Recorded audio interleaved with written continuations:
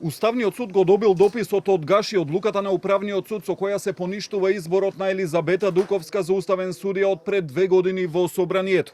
Уставните суди одржале состанок и се очекува да соопштат како ќе постапат понатаму и што ќе значи за досега донесените одлуки од кога Дуковска е судија. Денеска Управен ја објави целосната одлука која ја донесе по тужбата на Антоанета Димовска, која сега е член на Судскиот совет, а во 2023 беше меѓу трите кандидатки за уставен судија.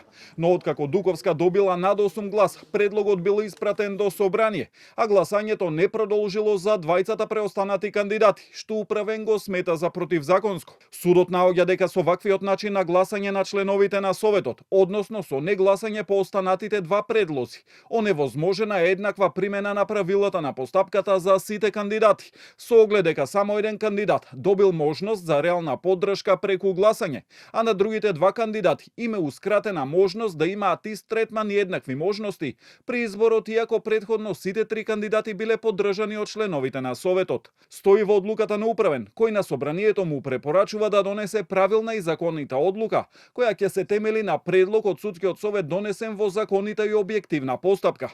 Од Судскиот совет молк за одлуката на Управен, министерот за правда пак ги повика да достават нов предлог до собрание. Надлежност за извршување на пресудата на Управниот суд има само собранието, односно во конкретниот случај Судскиот совет.